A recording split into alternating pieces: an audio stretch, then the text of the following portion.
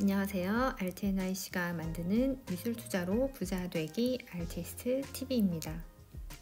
최근에 제가 제 영상을 시청하는 구독자님들을 살펴봤더니 10대 후반에서 20대 초반 구독자님이 가장 많으세요. 그래서 제가 깜짝 놀랐습니다. MZ세대 이 젊은 분들이 이렇게 미술에 관심이 많나? 제가 깜짝 놀라기도 했고 굉장히 기분이 좋았어요. 얼마 전부터 제가 한 연예인한테 푹 빠졌어요. 이름이 민호인데요. 지금 사진에 보시죠? 이 민호이의 살랑살랑이라는 뮤직비디오의 한 장면이에요. 이 친구가 그 유튜브 요리조리라는 예능 토크쇼 프로그램으로 소위 말하는 대박이 났어요. 그런데 이분이 이렇게 유튜브로 토크쇼로 유명해지기 전에 기억 니은 댄스라는 걸 쳐가지고 굉장히 유명해졌는데, 이걸 뭐 대단한 댄스가 아니고 진짜 엉성하게 친구랑 놀면서 춤을 추는 거를 친구가 그냥 찍어가지고 재밌다고 영상을 올린 거예요. 그게 조회수가 대박이 난 거예요. 그리고 이 친구가 진행하는 모든 프로그램, 그리고 본인이 운영한 유튜브 뭐 이런 것들이 뭔가 꾸미는 것이 아니라 굉장히 날 것 그대로, 꾸미지 않고 화려하지 않은 그런 형식이에요. 그런데 정말 키포인트는 이분이 너무나 실력자라는 거예요. 실용음악가를 나왔는데 노래를 잘하는 게 아니라 좀 독보적이에요. 독보적인 본인의 음색이 있어요. 노래를 잘한다는 개념을 넘어선 거죠. 넘어서서 나만의 것을 가지고 있는 거예요. 그래서 모든 이런 활동들, 하는 행동들이 대충대충 하는 게 아니라 내공, 실력이 안에 꽉 차 있고 나 뭔가를 보여주겠어 이렇게 애쓰는 게 아니고, 보는 사람으로 하여금 스트레스를 주지 않고 그냥 온전하게 즐거움에 빠질 수 있도록 그렇게 방송도 진행하고 노래도 부르고 춤도 춥니다. 요즘에 또 세계적으로 유명해진 뮤지션이 한 분 계세요. 히치하이커라는 음악가인데요. 이분은 오래전부터 노래와 작곡을 해온 대중 뮤지션이에요. 진우라고 해요. 그런데 이분이 얼마 전부터, 몇 년 전부터죠, 이런 은박 옷을 입고 을지로 같은 데서 막 춤추는 그런 모습들을 직접 춘 것도 있고, 그 다음에 이제 잘라 붙여가지고 굉장히 어울리지 않을 것 같은 것들을 어울리게 만들면서 좀 힙한 음악, 디제잉을 선보였습니다. 이분이 이렇게 유튜브를 통해서 음악과 뮤직비디오의 좀 그런 힙함, 특이한 감성을 알리면서 세계적으로 유명해졌습니다. 얼마 전에 뉴욕 음반시장에서 러브콜이 온 거죠.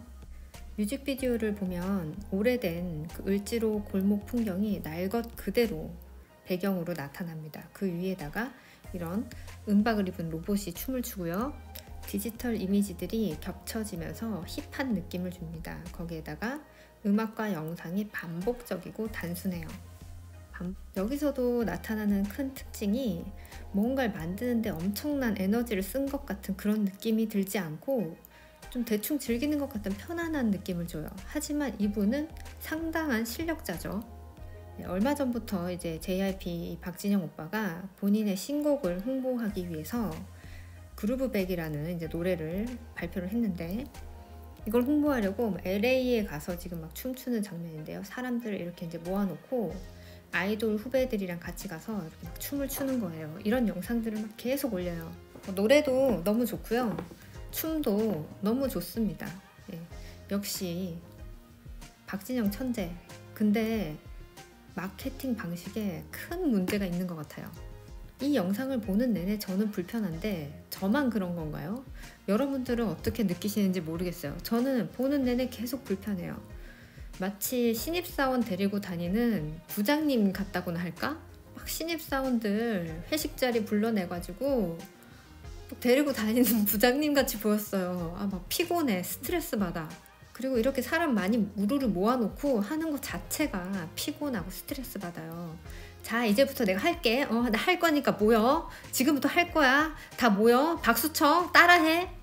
스트레스 받아요. 모두가 따라하기 쉬운 정말 좋은 춤을 지금 만들어냈잖아요. 이런 거를 일반인들하고 추는데 이렇게 하지 말고 정말 길에서 아무나 만나가지고 붙잡고 아줌마 아저씨들하고 같이 춤추면 더 힙하지. 신사동 가로수길은 이제 더 이상 매력이 없죠? 하지만 을지로는 힙지로잖아요. 왜 그럴까요? 잘 생각해 보자고요. 본인은 물론이고 함께하는 이 아이돌 친구들이 너무 열심히 춰요. 열심히 막 땀을 뻘뻘 흘리면서 열정적이게. 어쩌라는 거야. 보는 내가 힘드네. 전 세계에서 가장 인기가 많은 파블로 피카소는 이렇게 어린아이 같은 그림을 그리는데 50년의 세월이 걸렸다고 합니다. 피카소는 큐비즘이라는 미술 역사의 길이 남을 새로운 장르를 개척해 놓고도 매일 하루에 3점씩 이상의 그림을 그려야 이 계산이 될 정도로 굉장히 다작을 한, 엄청나게 열심히 한 노력파이기도 합니다. 이분은 이미 20세기 작가고 지금 컨템포러리 아티스트에 비하면 한물간 작가가 되어야 하는데 아직까지도 21세기인 지금 현재까지도 이 피카소라는 브랜드 파워를 넘어서는 예술가는 나타나지 않고 있어요. 어마어마한 구글의 검색량이 이를 증명합니다. 그림을 알지 못하는 사람, 그리고 어린아이도 화가하면 그냥 피카소죠. 피카소의 어린 시절 그림 실력은 매우 유명합니다. 이미 10대 때 대상을 재현하는 그런 재현의 실력은, 그런 매너리즘은 뛰어넘은 지가 한참 된 거죠.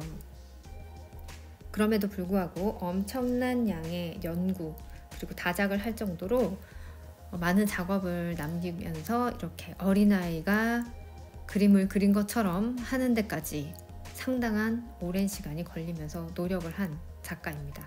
본인은 그렇게 엄청나게 애를 썼지만, 또 천재이지만 이 작품을 보는 사람은 어떤가요? 부담스러운가요? 편안하지 않나요?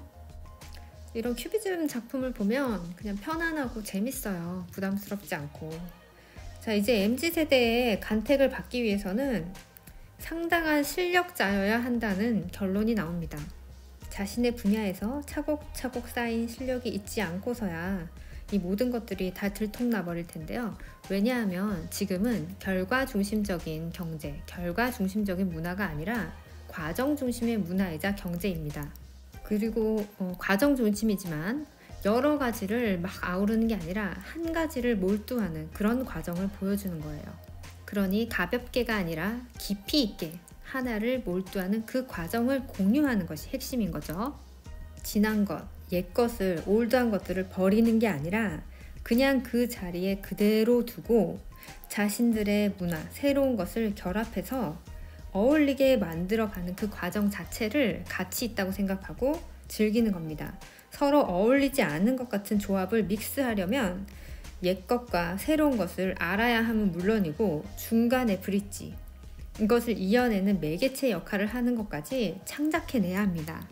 그러니 당연히 실력이 뛰어나야 함은 물론이죠. 이 MZ세대들의 까다로운 감성을 이해하고 또 여기 이 경제에서 돈을 벌려면 기성세대들은 이전보다 훨씬 더 열심히 달려야 할지도 모릅니다. 하지만 기성세대들이 간과하는 사실이 한 가지 있죠. 이미 기성세대들은 자신의 분야에서 전문가입니다. 한 분야의 전문가이기도 하지만 삶의 전문가예요. 그들의 경험이 있으니까. 이 개인의 소소한 일상과 그 역사, 그 자체가 스토리입니다.